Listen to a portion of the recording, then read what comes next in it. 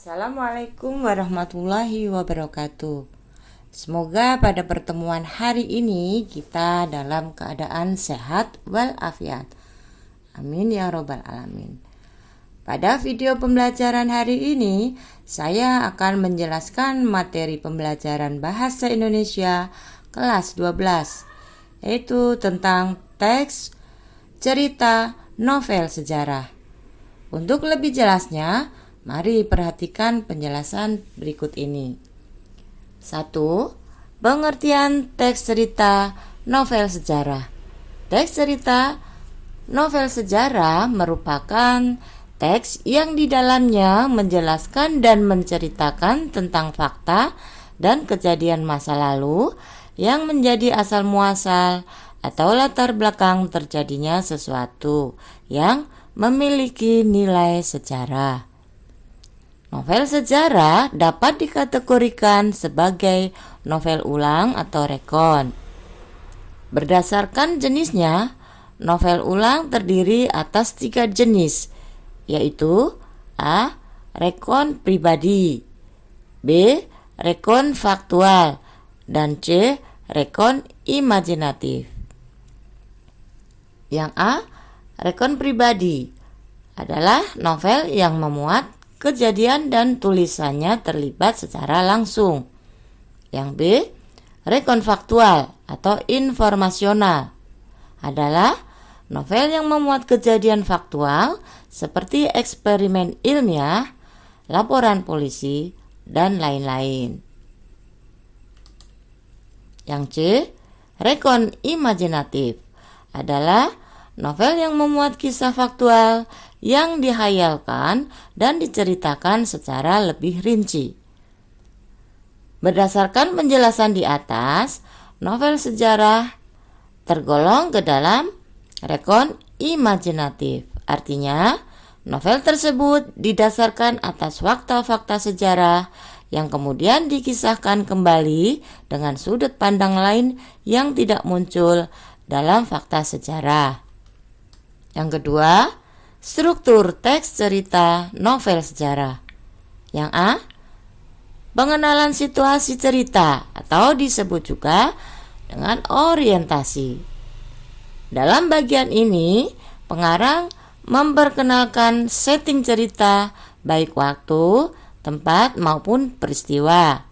Selain itu, orientasi juga dapat disajikan dengan mengenalkan para tokoh, menata adegan, dan hubungan antar tokoh. Yang B. Pengungkapan peristiwa. Dalam bagian ini disajikan peristiwa awal yang menimbulkan berbagai masalah, pertentangan, ataupun kesukaran-kesukaran bagi para tokohnya. Yang C. Menuju konflik. Terjadi peningkatan perhatian, kegembiraan, kehebohan, ataupun keterlibatan berbagai situasi yang menyebabkan bertambahnya kesukaran tokoh. Yang D. Puncak konflik. Bagian ini disebut pula sebagai klimaks. Inilah bagian cerita yang paling besar dan mendebarkan. Pada bagian ini pula ditentukannya perubahan nasib beberapa tokohnya. Misalnya, apakah dia kemudian berhasil menyelesaikan masalahnya ataupun gagal. Yang E. Penyelesaian atau resolusi. Sebagai akhir cerita, pada bagian ini berisi penjelasan ataupun penilaian tentang sikap atau nasib-nasib yang dialami tokohnya setelah mengalami peristiwa puncak itu. Pada bagian ini pun sering pula dinyatakan wujud akhir dari kondisi ataupun nasib akhir yang dialami tokoh utama. Yang F. Koda. Bagian ini berupa komentar terhadap keseluruhan isi cerita yang fungsinya sebagai penutup. Komentaran yang dimaksud bisa disampaikan langsung oleh pengarang atau dengan mewakilkannya pada seorang tokoh. Hanya saja tidak semua novel memiliki koda. Bahkan, novel-novel modern lebih banyak menyerahkan simpulan akhir ceritanya itu kepada para pembacanya. Mereka dibiarkan menebak-nebak sendiri penyelesaian ceritanya. Yang ketiga, kaidah kebahasaan teks cerita novel sejarah. A. Menggunakan banyak kalimat bermakna lampau seperti kata telah. Yang B. Menggunakan banyak kata yang menyatakan urutan waktu atau konjungsi kronologis temporal, ya, seperti kata sejak saat itu, setelah itu, mula-mula, kemudian, dan sebagainya. Yang C. Menggunakan banyak kata kerja yang menggambarkan suatu tindakan atau disebut juga kata kerja material, seperti kata memasak, membersihkan, membaca, dan sebagainya. Yang D. Menggunakan banyak kata kerja yang menunjukkan kalimat tak langsung sebagai cara menceritakan tuturan seorang tokoh oleh pengarang.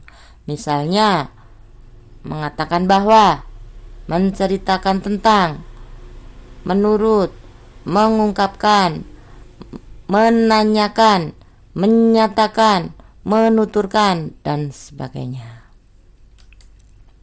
Yang E. Menggunakan banyak kata kerja yang menyatakan sesuatu yang dipikirkan atau dirasakan oleh tokoh, atau disebut juga kata kerja mental. Misalnya kata merasakan, menginginkan, mengharapkan, mendambakan, dan sebagainya. Yang F. Menggunakan banyak dialog. Hal ini ditunjukkan oleh tanda petik ganda dan kata kerja yang menunjukkan tuturan langsung. Yang G. Menggunakan kata sifat untuk menggambarkan tokoh, tempat, atau suasana. Yang H. Banyak menggunakan kata atau frase yang bermakna kias untuk membangkitkan imajinasi pembaca serta memperindah cerita. Misalnya, kata terpukul hatinya, tulang punggung, dan sebagainya. 4. Contoh teks cerita novel sejarah. Nah, contohnya, Rumah Kaca karya Pramudia Anantatur. Kemudian, Gajah Mada bergelut dalam tahta dan angkara karya Langit Kresna Haryadi. Kemudian, Ku Antar ke Gerbang karya Ramadan KH. Selanjutnya yang nomor 5, nilai-nilai dalam teks cerita novel sejarah. Antara lain, nilai budaya, nilai moral, nilai agama, nilai sosial, dan nilai estetis atau nilai keindahan.